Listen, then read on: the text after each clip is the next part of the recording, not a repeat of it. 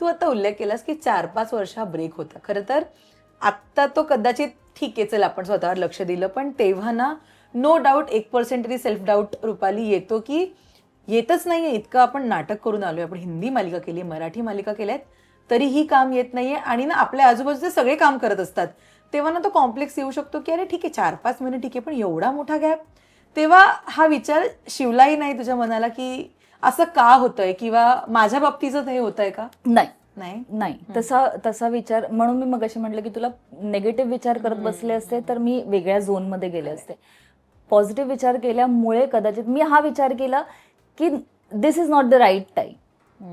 माझ्यासाठी काहीतरी तो लिहित असेल आणि तो असं काहीतरी लिहित असेल ना की setback is always better than comeback. Wow.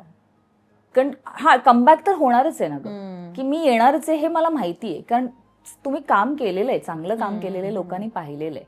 पण आत्ता it is not the right time. But काहीतरी वरती तो लिहितोय, ती सरस्वती काहीतरी तुमच्यासाठी लिहितेय आणि ती असं काहीतरी लिहिते की ते कितीही तुम्ही प्रयत्न केला तरी ते पुसू नाही शकणार. आणि विच हॅपन, संजना हॅपन. म्हणजे बिग बॉस तर झालंच, पण बिग बॉस मध्ये अभिनय नाही ना. बिग बॉसमुळे अभिनयाची कामं नाही मिळू शकत तुम्हाला, ब्रँडिंग मिळू शकतं तुम्हाला, काही ब्रँड झाले किंवा काय. पण त्याच्यानंतर जो लॉकडाऊन झाला, सगळं झालं, सो लॉकडाऊन जेव्हा फर्स्ट अनलॉक झालं तर जी पहिली गोष्ट जी आली व संजना. बिग बॉस मध्ये जायचा डिसिजन करेक्ट ठरला म्हणजे. हा, बिग बॉस मध्ये जायचा डिसिजन म्हणजे त्यावेळेला ती विजिबिलिटी हवी होती.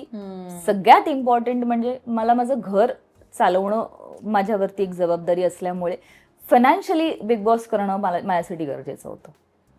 म्हणजे आता जर मला कोणी विचारलं तर कदाचित मी नाही म्हणेन, पण त्यावेळेला त्या गोष्टी फार प्रॅक्टिकली फार इम्पॉर्टंट होत्या. बरोबर. सो म्हणून big boss was the right decision. आणि बिग बॉसने काही माझं काही वाईट नाही केलं. नाही, खरंय. आणि ना फायनान्शियल स्ट्रगल हा कोणालाच चुकला नाहीये. जेव्हा आपल्या हातात काम असतं, नो डाऊट आपण थोडीफार सेव्ह करतो, इन्व्हेस्ट करतो, काही काही करतो, पण ती मॅच्युरिटी जरा लेट येते.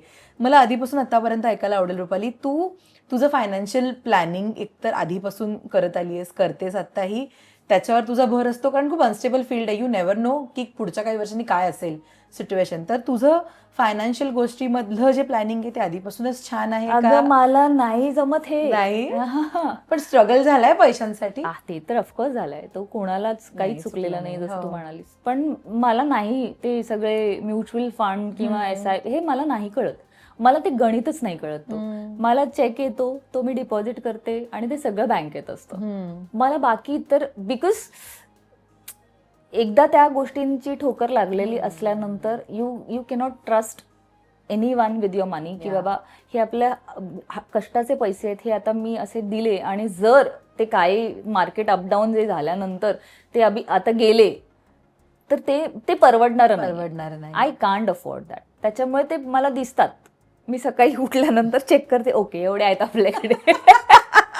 सिरियसली इतकं सिम्पल आहे माझा फंडा. अगं मला त्यातनं काढून कोणी म्हणाला की ते 2,000 टाक, ते 4,000 होतील, नको, छान, मी 4,000 कमवेन. मला नको देऊस तू 4,000. माझा तो झोनच नाही. अगं म्हणजे कायच, म्हणजे 9वी शिकलेली मुलगी आहे मी, कुठूनच या सगळ्या गोष्टींचा काच कशासाठीच ठेवायचंय. जेवढं व्यावहारिक नॉलेज लागतं घर संसार सांभाळण्यासाठी, आई बाबांना भावाला सांभाळण्यासाठी, स्वतःला सांभाळण्यासाठीचं जितकं लागतं तितकं येतंय आपल्याला.